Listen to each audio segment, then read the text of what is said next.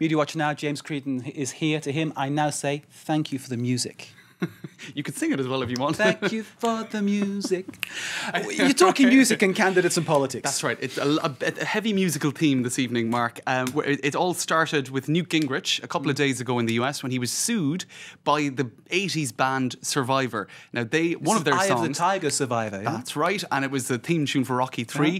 And it's a very rousing kind of, I suppose, emotional piece. And it's a great one to get the crowd up and sort of chanting and, in favour of you. So Newt Gingrich has been playing at political rallies for the last number of weeks. In fact, I think I saw one article saying since 2009 he's been playing it. Right. And now Survivor have had enough. They've just had enough. And one of their band members, by the name of Frankie Sullivan, the former guitarist, his company has sued Newt Gingrich. Let's take a listen, actually, to how it has been used in political rallies.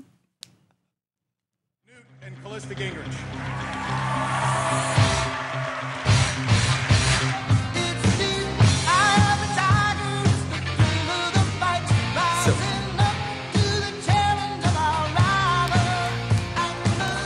I'd vote for him. Would you vote for him? I wouldn't vote for anybody. Right, okay.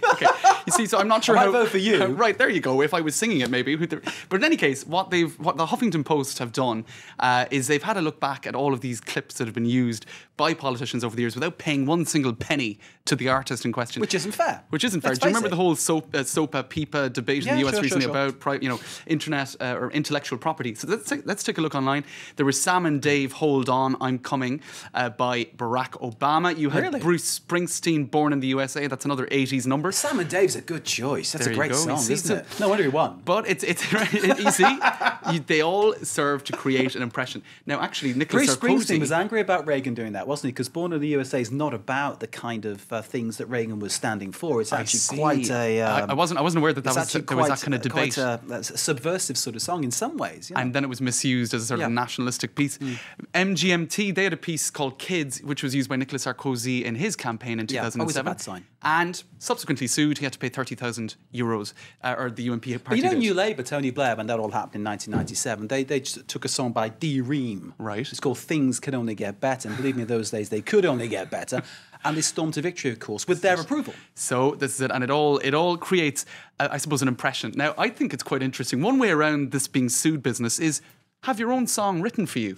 Now, Jacques Chirac was smart enough to have done that back in 1981 with a very simple, catchy slogan, Votons Jacques Chirac. Let's vote for Jacques Chirac. Let's take a listen. Okay.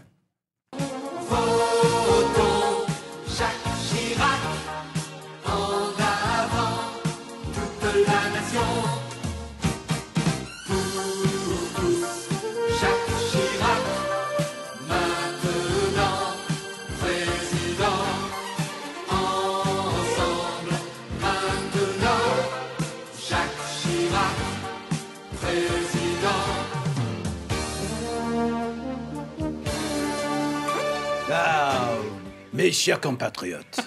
I mean, that is a belter of French Europop, isn't it? And it was perfectly of the time, 80s music.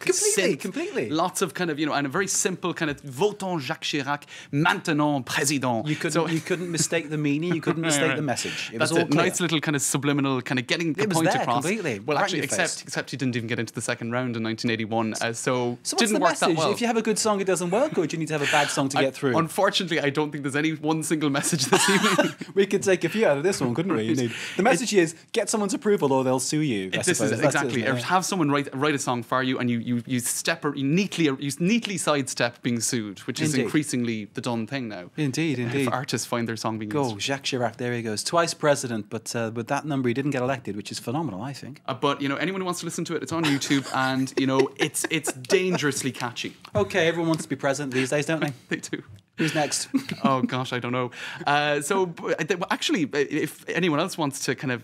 This is a whole sub-genre online. You've got another one by Nicolas Sarkozy in 2007, Sarkozy à l'Élysée. It also sort of vaguely rhymed. François Bayrou, who was a candidate in 2007. There's a sort of a hip-hop song of his. I wanted to play them all, but there's only time for so many. Hang on, François Bayrou is about as hip-hop as, I don't know. You see, that's even more bizarre. But no one would have understood the lyrics. Yeah. And he's from, his constituency is somewhere in rural France. I mean, hip-hop and that just doesn't go. I think it wasn't the official theme tune. I think it was some fan of his who who put this together. Okay. But it's a whole subgenre. So he's got fans everywhere. It's That's a whole good. subgenre of music on YouTube.